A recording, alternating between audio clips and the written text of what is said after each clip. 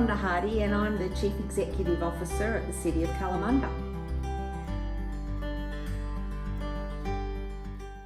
Well, a CEO's role is very interesting because it's a diverse role. My days never look the same. Every day I am doing different things across so many different portfolios and issues. I would say 60 to 80% of my day is problem solving. I might get called out to meet with a community group or a sports club first thing, usually in the mornings, because they've got an issue. They will often take it up with a counsellor, and then the counsellor will ask me to attend and see if I can do anything to assist. Then I might come back and I've got to deal with the budget deliberations. So I might be dealing with multi-million-dollar projects, how we're going to raise revenues through the rates, how we're going to balance our operating and our capital works budgets. Then I may need to go to a stakeholder meeting. For example, I might need to meet with the Eastern Metropolitan Regional CEOs for an evening meeting. I might need to go to a council meeting here in the evenings, or I may need to go to stakeholder events in the evenings. I also do things like meet regularly with all my senior managers on a day-to-day basis to help them with their problem-solving matters and giving them advice, mentoring. I also do staff training sometimes. So as you can see, the role is just so diverse that every day is different, which I think makes it a really exciting and challenging, but also it's a high stress role. I think having qualifications are really important for any type of a senior manager's role. I studied a Bachelor of Business. I majored in Human Resource Management back in the day, and Finance, Accounting and Economics, which also gave me diverse technical skills across really critically important areas when you are managing an organisation or managing people and teams. There are so many aspects of work that need to be considered around financial management. It's critically important that as a leader, you know how to run budgets, you know how to read financial statements, you can see and sense when financial issues are starting to appear, and you can deal with them very quickly and promptly in terms of different strategies to restrain funding or increase funding or look for opportunities for new revenue streams. So that is very important, that you do have a strong understanding in financial management, and you only really get that through a good education, in my view. You can get it through experience as well. I know in my younger days I spent 20 years as a bookkeeper, then an accountant, so I also had practical skill base which strengthened my educational qualifications. The other thing I did was, I started to see back in the 90s the changing impact in the workforce. Things were really starting to change around human resource management. When I first went in the workforce, human resource management wasn't even a thing. They didn't even bring those degrees in until the late 1980s, early 1990s. And I jumped on that bandwagon straight away, because in many of my jobs, I was looking at enterprise agreements and staffing issues and managing those sorts of matters. But not having formal education and understanding, I thought, was something that I needed to get, which is why I did a major in human resource management, to really get the technical and knowledge skills behind me to understand how workforces operate, how you can plan for workforces, how you can develop and train staff and really bring people through to be the best they can be. It's about driving that potential in individuals. It's about motivating people to be the best they can be and getting them to see how they can achieve their goals within their working lives.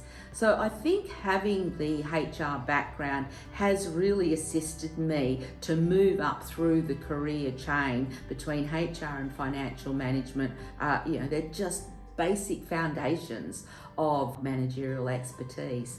And then also around the economic side, that's the business end of it. You know, if you're not driving business strategy, then you're not really going anywhere. So having the economics and then working in the strategic areas, developing different strategies, whether they're community strategies, long-term financial strategies, customer strategies, environmental strategies, economic tourism strategies, it's critically important that you do understand how strategic planning works. And again, that's another area that isn't really taught a lot through your qualifications. So I've learnt a lot of that on the job, but also I think having an understanding of economics helps with that, because economics is about future forecasting and understanding what's going on in the external environment. So that certainly helps when you work in the area of strategy.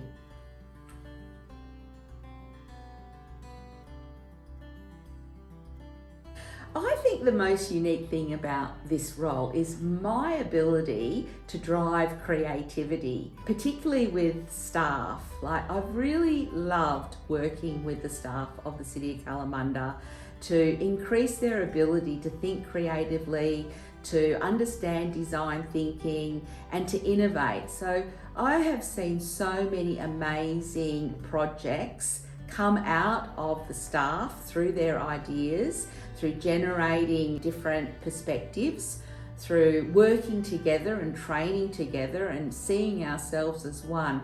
And through that mechanism, it kind of builds like this invisible DNA that I feel that we've got in the City of Kalamunda.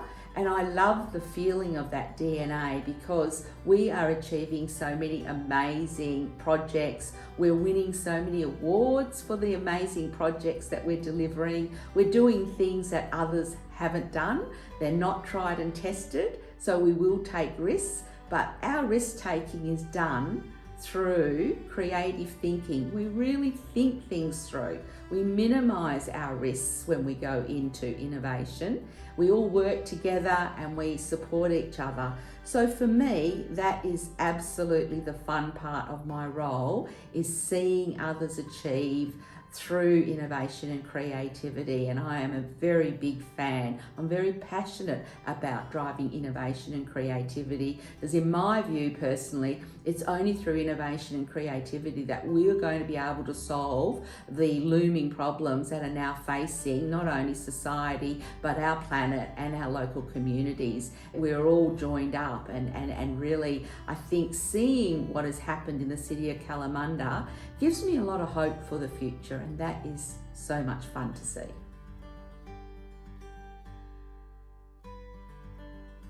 I've got accreditation in Edward de Bono's thinking tools, and I love to train the staff in those thinking tools to give them a structured approach to thinking, which then drives the innovation and creativity and their ability to think up ideas and challenge those ideas and assess those ideas and harvest ideas through methodologies that are really tried and tested and have been around for 70 years now, through the brilliance of Dr. Edward de Bono.